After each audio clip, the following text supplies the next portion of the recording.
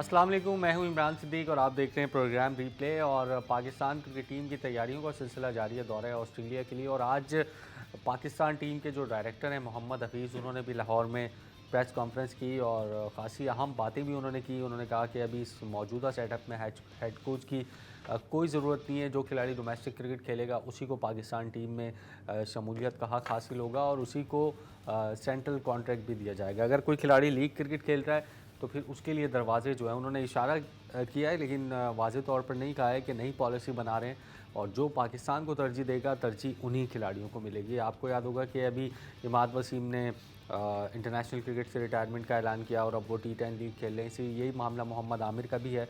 तो खिलाड़ी जो है वो अब लीग क्रिकेट की तरफ जा रहे हैं और हारिस रऊफ़ का मामला भी थोड़ा सा अभी लटका हुआ है क्योंकि उन्होंने रेड बॉल क्रिकेट खेलने से इनकार किया था और अब उनको बिग बैश लीग का NOC नहीं दिया जा रहा, उसमें टाल मटोल की जा रही है। तो क्या ये पॉलिसी कैसी बनेगी, क्या खिलाड़ियों को कितनी लीग्स खेलने की इजाज़त होगी, इन सब पर आज बात करेंगे। मुनीरुल हक साहब हमारे साथ मौजूद हैं और उनसे बात करेंगे। और मोहम्मद हफीज़ की प्रेस कॉन्फ्रेंस जो थी उसका कुछ पार्ट हम सुनते हैं, उससे प्रोग्राम का आगाज़ करते हैं और फिर डिस्कशन जो है वो शुरू करेंगे। मोहम्मद हफीज़ ने दौरे ऑस्ट्रेलिया के हवाले से सबसे पहले क्या कहा कि पाकिस्तान की टीम वहाँ जा रही है, क्या अज़ाइम है, कैसी परफॉर्मेंस हो सकती है, उस हवाले से मोहम्मद हफीज़ ने क्या कहा, आइए सुनते हैं।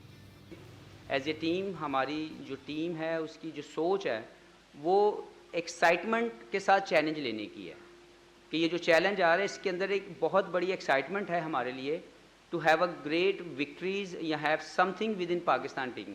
तो बिल्कुल ये सोच नहीं है कि हम वहाँ पे सिर्फ मैच खेलने जा रहे हैं, हमारी बिल्कुल दिमाग में ऐसी सोच नहीं है। हम वहाँ पे एक बेहतरीन जो है वो परफॉर्मेंस देने जा रहे हैं और जीतने के लिए जा रहे हैं। उसके अलावा हमारे दिमाग में कोई दूसरी सोच ना पहले थी और ना आगे किसी वक्त आपको नज़र आएगी। मुनीर साहब, जब भी जाते हैं कोई हेड कोच हो या कोई कैप्टन हो, अज़ाइम तो यही होते हैं कि वहाँ क्रिकेट खेलने नहीं जा रहे, वहाँ पर मैचेस जीतने जा रहे हैं। लेकिन नताइज जो है वो हमारे बरखिलाफ़ आते हैं हमेशा। हमने देखा है, मैं और भी लोगों से ये सवाल किए कि न्यूजीलैंड की टीम वहाँ टेस्ट मैच जीत जाती है, इंडिया की टीम जीत जाती है और इंग्लैंड की टीम जीत जाती है, इवन वेस्ट इंडीज़ अच्छा फाइट करती है। तो हमारी ये टीम को ऑस्ट्रेलिया जाके क्या हो जाता है कि मतलब 96 के बाद से हम कोई टेस्ट मैच ही नहीं जीते वहाँ पर। बिल्कुल आपने सही कहा इमरान, सबसे पहले बहुत शुक्रिया आपका। देखिए 96 से 28 साल से हम कोई टेस्ट मैच नहीं जीते और ज़िंदगी में कभी कोई टेस्ट सीरीज़ नहीं जीते। इवन इमरान खान की क़यादत में भी गए, वसीम अकरम की क़यादत में भी गए, वाइट वॉश भी हुआ या सीरीज़ ज़्यादा हमने बराबर की, कभी जीते नहीं। ये एक नेगेटिव पॉइंट तो है पाकिस्तान का। अगर हम 2 साल पहले देखें, ज़्यादा पुरानी बात नहीं करें, तो विराट कोहली के ना होने के बावजूद अजिंक्य रहाणे ने पहले सीरीज़ बराबर की थी ऑस्ट्रेलिया में और ऑस्ट्रेलिया से फिर सीरीज़ जीती थी। ज़्यादा पुरानी बात नहीं है, 2 से ढाई साल पुरानी बात है। तो मिसालें तो हैं हमारे पास, लेकिन ये सोच के जाने का मतलब तो ये कि आप गिव अप कर चुके हैं, आप तो सिर्फ फॉर्मेलिटी के लिए जा रहे हैं। ये तो सोचना ही नहीं होगा ना। अब आपका नए कप्तान हैं, नए आइडियाज़, नई चीज़ें हैं, तो इसमें आपको कोशिश, देखिए पहले से खिलाड़ियों को जहन में ये डाल देना कि हम 28 साल से टेस्ट नहीं जीते हैं या कभी सीरीज़ नहीं जीते हैं, इसका मतलब है कि खिलाड़ी मेंटली तैयार है कि हम हार के आ जाएंगे तो भी हम यही कहेंगे जब कोई नहीं जीता तो हम कैसे जीतेंगे। लेकिन मिसालें आपके पास हैं। वही भारतीय टीम जो 36 रन पर आउट हुई थी, वही विराट कोहली जो टेस्ट मैच के बाद वापस आ गए थे, अजिंक्य रहाणे किस तरह पॉजिटिवली खेले हैं ना, जो बिल्कुल कोई सोच नहीं सकता था उस वक्त। तो आपको भी इसी तरह के अच्छे पैशन की रीज़न की वजह से आए थे वापस। हाँ, उनके यहाँ बेबी की विलादत थी इसलिए वापस आ गए थे। अजिंक्य रहाणे ने लीड किया था, चेतेश्वर पुजारा और दूसरे खिलाड़ियों ने टीम को बड़ी अच्छी परफॉर्मेंस दी थी और पहले सीरीज़ बराबर की और फिर सीरीज़ जीत के आए थे। कोई भी कप्तान हो, अगर उसको दौरे ऑस्ट्रेलिया के अंदर क़यादत मिले तो मुश्किल ज़रूर होता है। बाबर आजम की कैप्टनसी भी शायद यहीं से शुरू हुई थी दौरे ऑस्ट्रेलिया से 2020 में शायद, फिर अब शान मसूद की भी वहीं से शुरू हो रही है। तो एक मुश्किल टूर है और यहाँ पर अपॉर्चुनिटी भी है उनके पास कि अगर वो यहाँ पर एक भी टेस्ट मैच जीत जाते हैं, एक, क्योंकि 96 से हम नहीं जीते हैं, तो एक मतलब हम कह सकते हैं कि उनकी कैप्टनसी का अच्छा आगाज़ हो। देखें, आपने बिल्कुल दुरुस्त कहा। वैसे तो हम ज़्यादातर वहाँ हमें वाइट वॉश होता है, 3 टेस्ट की चीज़ खेलने जाओ, 3 सफ़र हार जाते हैं, 2 टेस्ट की हो तो वहाँ पे ड्रॉ करना भी इस वक्त हमारे लिए किसी जीत से कम नहीं है। लेकिन ड्रॉ हमारा गोल नहीं होना चाहिए। हमारा गोल होना चाहिए कि देखो ऑस्ट्रेलिया की टीम बहुत अच्छी सही, लेकिन फिर भी शायद डिगी पॉन्टिंग और एलन बॉर्डर वाली, स्टीव वॉ वाली टीम नहीं है। कहीं ना कहीं इसमें कुछ न कुछ खामियां हैं, कुछ प्लेयर इनके नहीं चल पा रहे। स्टीवन स्मिथ हमने देखा अच्छी परफॉर्मेंस नहीं है, कहीं ना कहीं आप इनमें दरार देख सकते हैं। फिर तीनों फास्ट बॉलर चूँकि बहुत ज़्यादा अभी क्रिकेट उन्होंने खेली है, वर्ल्ड कप का एक थकावट है, आप उसका फ़ायदा उठा सकते हैं। डिपेंड ये करता है कि आपके खिलाड़ी क्या परफॉर्मेंस देते हैं, नए कप्तान की क्या परफॉर्मेंस रहती रहती है, उनके अंडर में प्लेयर किस तरह की कारकर्दगी दिखाते हैं, तो ये बहुत कुछ देखना होगा अभी। और यहाँ से एक तरह का नया एक विजन शुरू होगा पाकिस्तान क्रिकेट का, जो हम शान मसूद की ज़ेर क़यादत देखेंगे या T20 में हम शाहीन शाह अफरीदी की ज़ेर क़यादत देखेंगे, तो ये एक बड़ा इम्पॉर्टेंट मौका है पाकिस्तान टीम के लिए। अगर आप अच्छे अज़ाइम के साथ जाएंगे, देखो मैच हारने की बात नहीं होती। आपका मैच हुआ था साउथ अफ्रीका से, आप हार गए थे वर्ल्ड कप में, एक बात मैं बता रहा हूँ कि कैसा ज़बरदस्त मैच था। तो मैच होने की बात होती है कि आप मैच किस तरह फाइट के ऊपर बात जीत के लिए जा रहे हैं। हम जब जाते हैं वहाँ तो हमें फाइट नज़र नहीं आती। तो अब इन्हीं खिलाड़ियों के ऊपर है ये अपनी देखिए अभी की मिसालें 1983 की मिसाल अगर वर्ल्ड कप की दें, वेस्ट इंडीज इंडिया में ज़मीन आसमान का फ़र्क था, कोई नहीं कहता था इंडिया जीतेगा।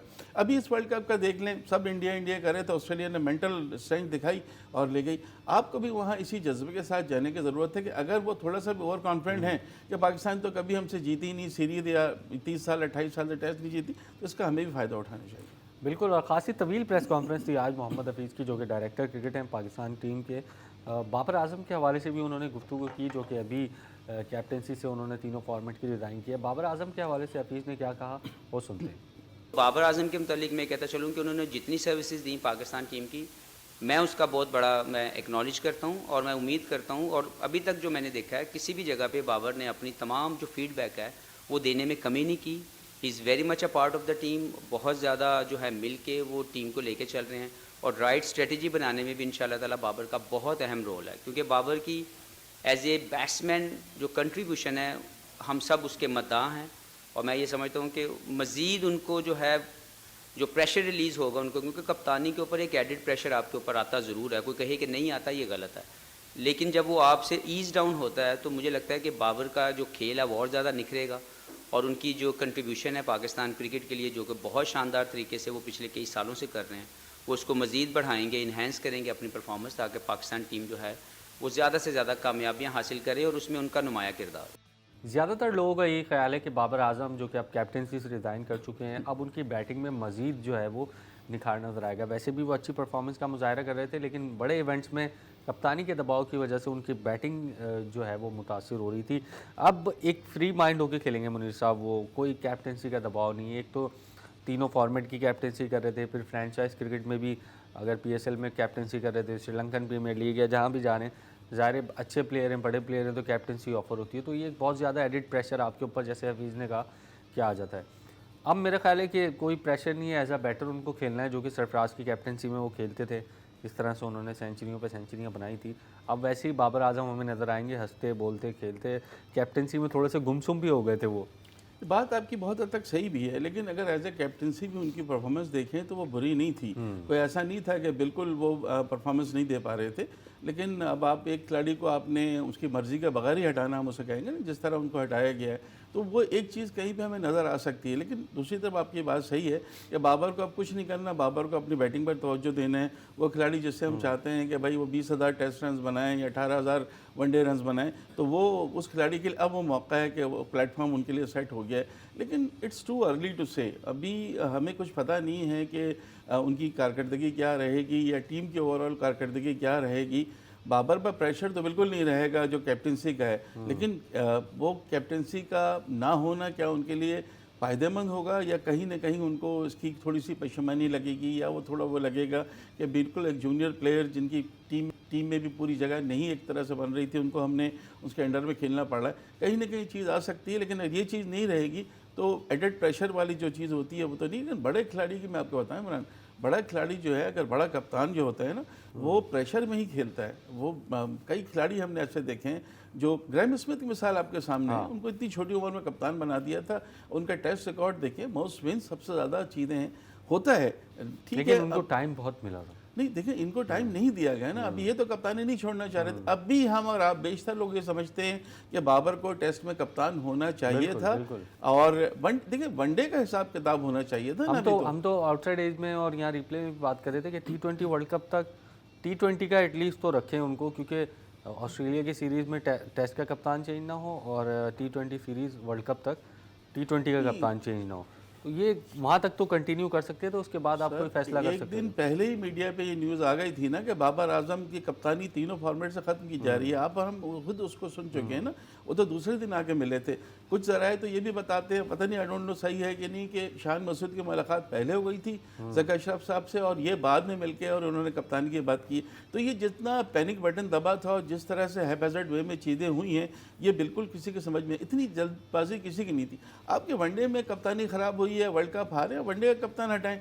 वनडे की तो कोई बात ही नहीं हो रही। आपने आके टेस्ट और T20 का कप्तान हटा दिया। मेरा ख्याल है थोड़ा सा अर्ली हो गया। जब हम लेके आए थे बाबर आजम को तो हम सब ये कह रहे थे कि तीनों फॉर्मेट के दिया है, इनको टाइम दें। 3 साल या 3.5 साल की बात नहीं होती। बाज फ़ौरन संभाल लेते हैं, बाज को थोड़ा वक्त लेता है। एज ए कैप्टन इनकी बैटिंग परफॉर्मेंस अभी भी देखें, टीम के सबसे मेन प्लेयर हैं, एज ए कैप्टन भी सबसे मेन प्लेयर थे। कैप्टन होने से एक प्रेशर ये होता है कि प्लेयर टीम को खिलाने की कोशिश करते हैं कि वो कैप्टन है। अभी तो अपने तौर से खेलेंगे, जाहिर है आउट भी हो जाएंगे तो उनको फिक्र नहीं है, इसलिए कि टीम जीते या नहीं जीते उसका उनको उन पर असर नहीं पड़ेगा। तो दोनों ऑप्शन हो सकते हैं कि आपको थोड़ा सोचना पड़ेगा। बिल्कुल सोचना पड़ेगा। और प्रोग्राम में वक्त हुआ ब्रेक के बाद वापस आकर दौरे ऑस्ट्रेलिया और मोहम्मद हफीज़ ने मज़ीद क्या क्या कहा, सेंट्रल कॉन्ट्रैक्ट पे उन्होंने क्या कहा, एनओसी खिलाड़ियों को मिलेगा लीग्स के लिए या नहीं मिलेगा, उस पर क्या कहा, वो भी सुनेंगे और उस पर डिस्कशन करेंगे।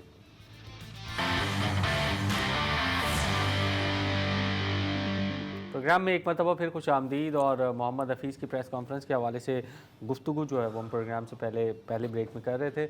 और टेस्ट क्रिकेट की इंपॉर्टेंस के हवाले से उन्होंने क्या कहा, मोहम्मद हफीज़ ने कहा कि जो रेड बॉल क्रिकेट को तरजीह देगा उसी को पाकिस्तान क्रिकेट बोर्ड भी तरजीह देगा। आपको पता होगा कि हारिस रऊफ़ ने रेड बॉल क्रिकेट खेलने से ऑस्ट्रेलिया में इनकार कर दिया था, यानी टेस्ट सीरीज़।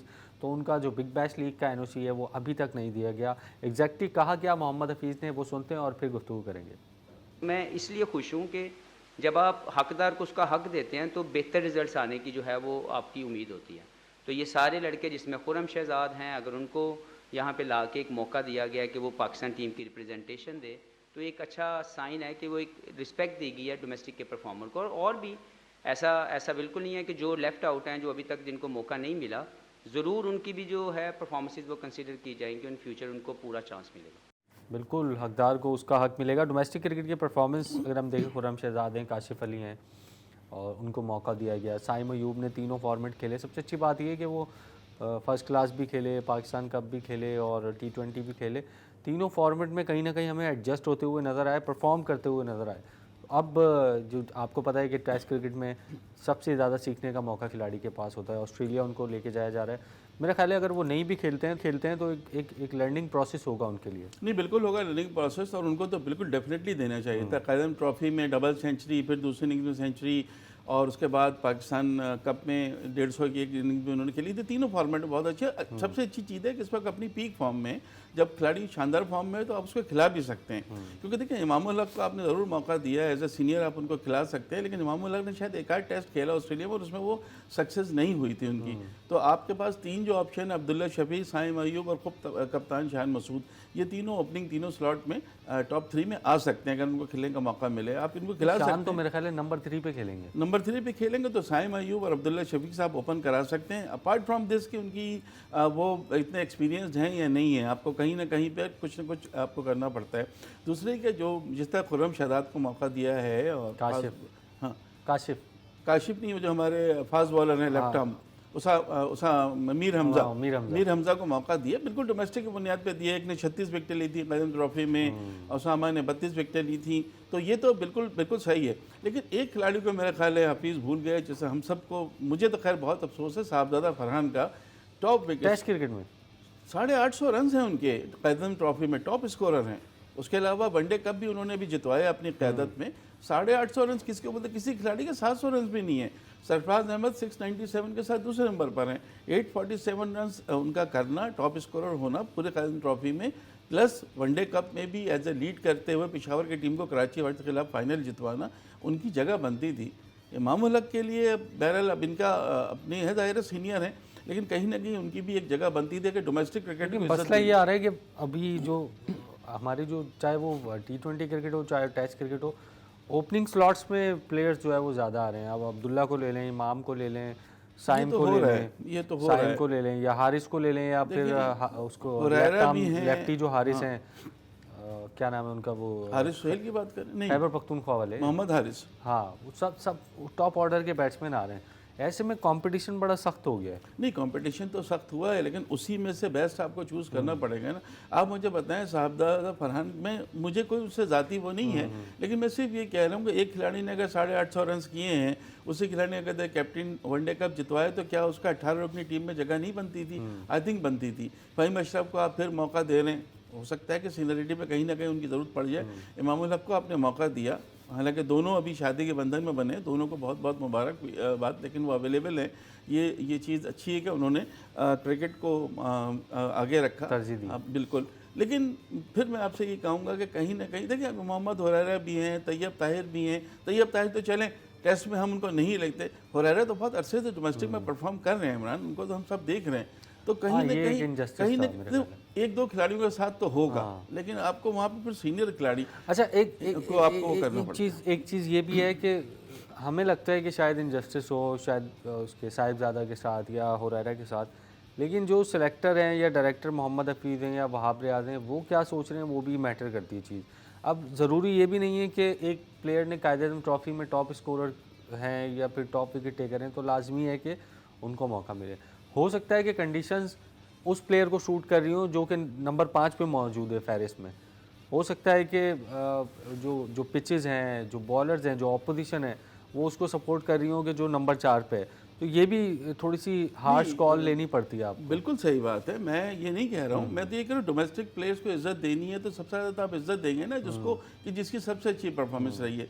मुझे ये नहीं है कि आपने नहीं लिया, लेकिन जो खिलाड़ियों की हम बात करें जिनके साथ, देखो हम मीडिया में हमारा काम यही है कि जिस खिलाड़ी के साथ हमें लगता है कि नाइंसाफ़ी हो रही है हम उसकी बात करें, क्योंकि वही एक आपके पास क्राइटेरिया है डोमेस्टिक क्रिकेट का जहाँ से आप दिखाते हैं। मगर हमारी मजबूरी है कि हमने PSL को क्राइटेरिया बनाया हुआ है। PSL में जीतने वाले खिलाड़ियों को हम चाहते हैं वनडे भी खेले, टेस्ट भी खेले, ऐसा नहीं होता। डोमेस्टिक को किसी ने इज्जत दी नहीं है। मुझे बताओ, पाकिस्तान वनडे का पिछले दिनों खत्म हुआ, कितने लोगों को पता चला? वर्ल्ड कप चल रहा था, आपने पाकिस्तान वनडे कप की कोई तशहीर नहीं की ना। 103 पे आउट हो गई कराची वाइट, उसी दिन जिस दिन फाइनल था उस दिन वर्ल्ड कप का फाइनल हो रहा है। और आपका ये क्या तरीका है? आप वनडे, इंडिया में विजय हज़ारा ट्रॉफी होती है और मुश्ताक अली ट्रॉफी जो वनडे और T20 की, आप उसमें हाइप देखा करें। खिलाड़ियों को कैसे पता चले? अभी नेशनल T20 कप चल रहा है सिर्फ किस वजह से कि नाइट मैचेस हैं, लोग अट्रैक्शन में चले जाते हैं, वरना आप उसको भी 2020 की वजह से। तो आपको ये चीज़ें भी देखनी होंगी।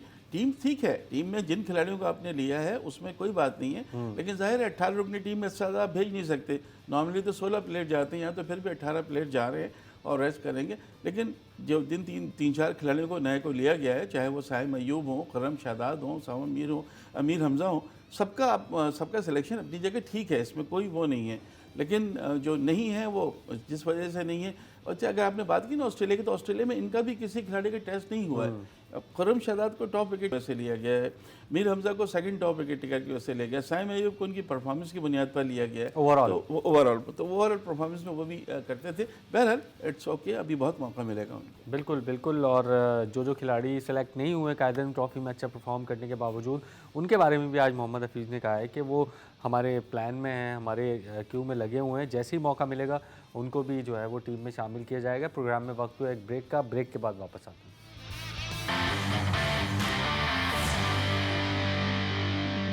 प्रोग्राम में एक मरतबा फिर खुश आमदीद। और दौरे ऑस्ट्रेलिया और मोहम्मद हफीज़ जो कि डायरेक्टर क्रिकेट है, उनकी प्रेस कॉन्फ्रेंस के हवाले से गुफ्तगू का सिलसिला जारी है। और टेस्ट क्रिकेट को काफ़ी इंपॉर्टेंस देते हुए नज़र आ रहे हैं नए डायरेक्टर क्रिकेट, और हेड कोच के हवाले से भी उन्होंने बात की। टेस्ट क्रिकेट के हवाले से पहले उन्होंने क्या बात की वो सुनते हैं और फिर प्रोग्राम में आके गुफ्तगू शुरू करेंगे। हमने पाकिस्तान की रिप्रेजेंटेशन को प्रायोरिटी के ऊपर रखना है और पाकिस्तान की डोमेस्टिक के अंदर क्रिकेट खेलने की जो ज़रूरत है उसको सबसे पहले प्रायोरिटी के ऊपर लेके आना है। Red ball cricket is the most important cricket, जिसकी वजह से पाकिस्तान के जो प्लेयर हैं, जो अभी अनफॉर्चुनेटली हमें नज़र आ रहे हैं कि बहुत ज़्यादा प्लेयर रेड बॉल क्रिकेट से दूरी कर रहे हैं या उसको नहीं खेलना चाह रहे।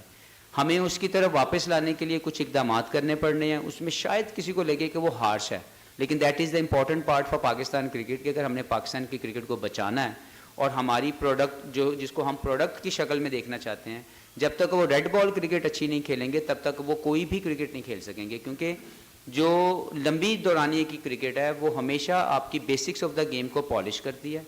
और मैं ये चाहूँगा और इंशाल्लाह हमारी स्ट्रेटेजी के अंदर ये शामिल है कि हमने रेड बॉल क्रिकेट और लंबी क्रिकेट खेलने वाले प्लेयरों को ज़्यादा से ज़्यादा प्रमोट करना है और उनको ज़्यादा से ज़्यादा मौके देने हैं। और अगर कोई इससे पहले यहाँ से दूरी इख्तियार कर गया है तो उसको दोबारा वहाँ पे वापस लेके आना ताकि उसका खेल जो है वो बेहतर हो सके। मुझे साहब मैसेज क्लियर है कि जो रेड बॉल को फोकस करेगा उसी को फोकस करेंगे, और हारिस रऊफ को जो एनओसी नहीं दिया जा रहा है बिग बैश लीग का, मुझे लगता है ये भी इसी सिलसिले की एक कड़ी है जो नई पॉलिसी बनने जा रही है। आप क्या कहते हैं? नहीं, बिल्कुल ठीक है। देखिए, बहुत अच्छा लगा मोहम्मद हफीज़ की ये बात सुनकर। उन्होंने बिल्कुल क्लियर कट मैसेज दे दिया है कि जो रेड बॉल खेलेगा, red ball is the most important factor अगर हम क्रिकेट की बात करें। और ये जो हमारी सीरीज़ है ये वर्ल्ड टेस्ट चैम्पियनशिप का हिस्सा है। हम 2 मैचेस श्रीलंका में जीत चुके हैं, बड़ा अच्छा आगाज़ किया है, तो ये भी चूँकि इंपॉर्टेंट मैचेस हैं तो रेड बॉल की अहमियत अपनी जगह है।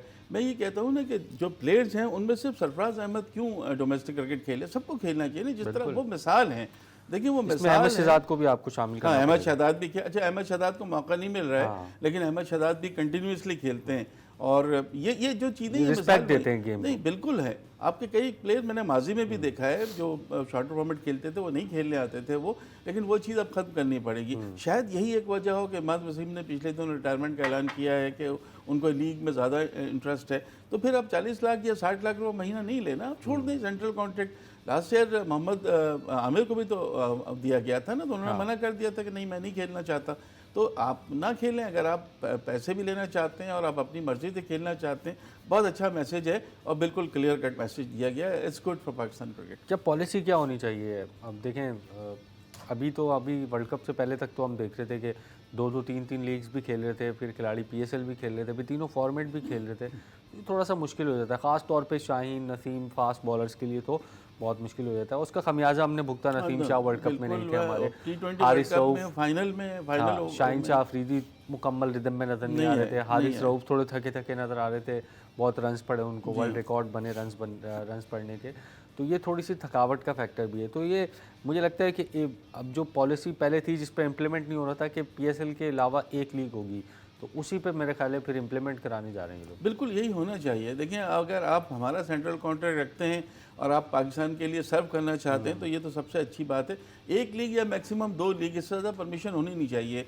देखिए, अभी जो वर्कलोड मैनेजमेंट की बात करते हैं ना, कुछ प्लेयर ऑस्ट्रेलिया के वर्ल्ड कप खेल के चले गए थे, कुछ अभी भी T20 खेल रहे थे, लेकिन आज मैंने देखा कि ऑलमोस्ट सारे प्लेयर्स चले गए हैं। अब सिर्फ एक ट्रेविस हेड रह गए, बाकी सारी टीम उनके नए खिलाड़ियों पर मुश्तमिल है। वर्कलोड मैनेजमेंट 6 वर्ल्ड चैंपियंस खिलाड़ी चले गए। हाँ, क्योंकि वहाँ पे भी कुछ खिलाड़ियों ने भी वर्ल्ड चैंपियंस पूरी टीम चली गई सिवाय ट्रेविस हेड के, जो T20 सीरीज़ के 3 मैचेस में खेलेंगे, बाकी सब चले गए। वर्कलोड मैनेजमेंट बहुत ज़रूरी है। और आपकी बात नहीं, अगर आपको याद हो T20 वर्ल्ड कप के फाइनल में बड़े अहम मौके पर शाहीन शाह अफरीदी इंजर्ड होके अपना वो अधूरा छोड़ के चले गए थे।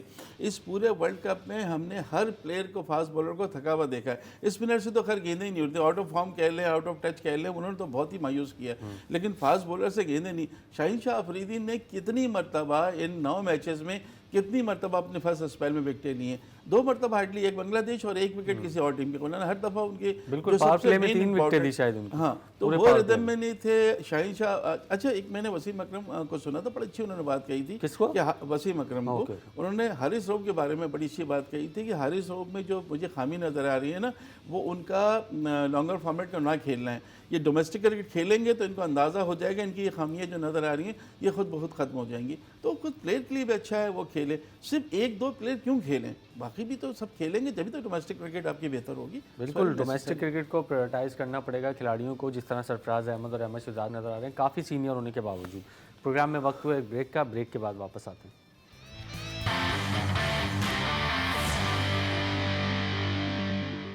प्रोग्राम में एक मरतबा फिर खुश आमदीद। और जाते जाते मोहम्मद हफीज़ ने एक ख़ासी अहम बात की, उसमें एक मैसेज भी था, उसमें एक सवालिया निशान भी था कि वो बात किसकी कर रहे हैं।